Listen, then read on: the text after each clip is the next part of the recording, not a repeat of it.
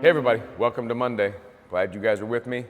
You've done it again. You've tuned in to Song and Sword, and we're going to spend some time in the Word here in just a moment. I'm really excited today because today, thanks to the generosity of a couple that's a part of our ministry, Song and Sword, we're going to go pick up a trailer today.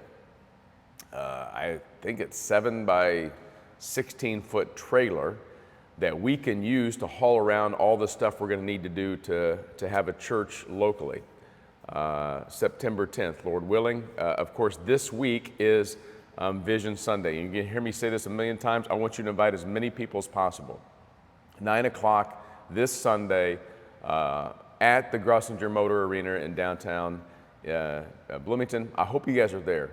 And I'm just going to share what God's vision is for this ministry that we've been praying about and working through and crying through and doing everything we possibly can, joined by hundreds, maybe 1,000 or more, as we have tried to have this thing online. But now we think God's ready to do something new. So hope to see you Vision Sunday. Invite anybody who you think, maybe somebody new to town, somebody who needs to be in church, somebody who's been in church but they're not, maybe you, and we'll see you Sunday at 9 o'clock. More details on that to follow.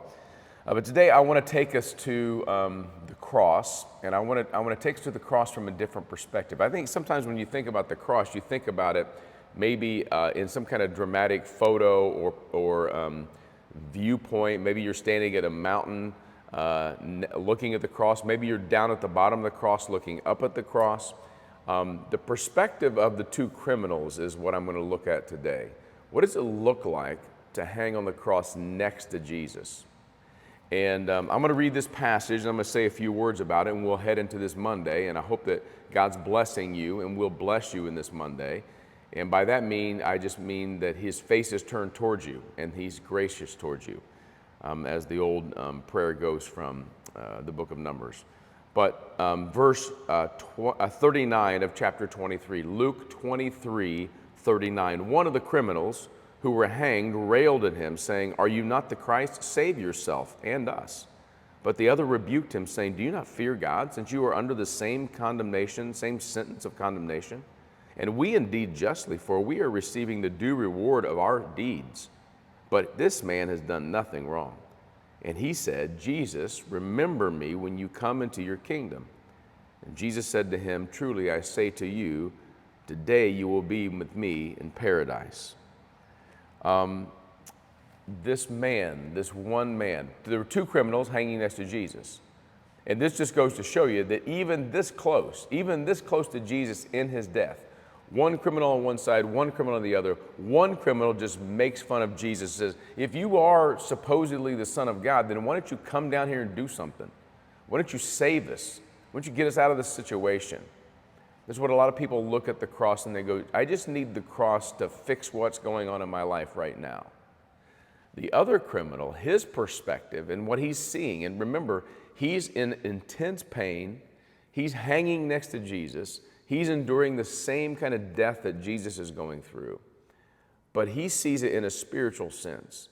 He's watching the soldiers, he's watching the passersby, he's watching the scribes and Pharisees make fun of Jesus, he's watching Mary weep and John be sorrowful, the followers of Jesus. And he takes it all in, and instead of saying, "Jesus, get me out of this hardship," he goes, "Jesus, I believe in you." Now you might be wondering, where does it say that I believe in you? Well, here's the belief statement. Here's where we know that this guy sees this for something than just a quick fix in his everyday life. In verse 42, "Jesus, remember me when you come into your kingdom."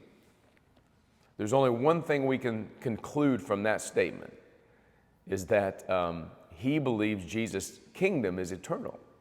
Because he's watching Jesus' life ebb away, and his life is ebbing away.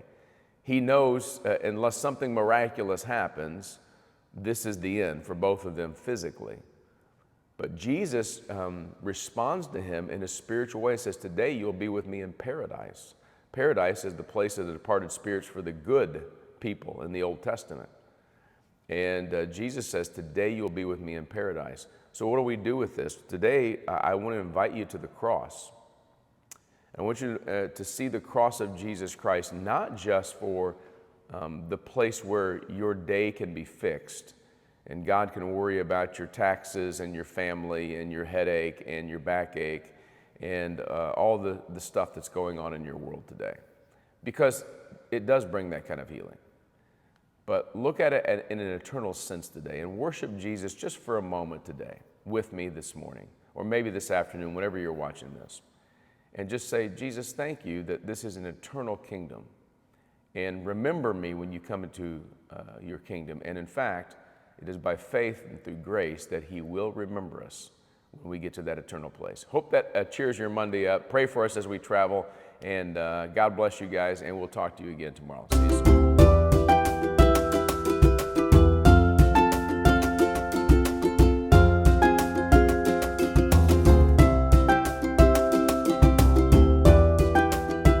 Hey Central Illinois, it's Pastor Mike from Song and Sword. I've got a very exciting announcement and invitation for you August 20th at 9 a.m. here at the Grosinger Motor Arenas in downtown Bloomington. It is an invitation to come and hear what God is planning on doing in Song and Sword ministry. It's a Song and Sword Vision Sunday. Everybody's invited. Invite your friends, your family, your co-workers, your neighbors, people new to town. We have plenty of seating. We'd love to see you here and share with you what we believe God is getting ready to do to change this town and this world. Hope to see you there. God bless.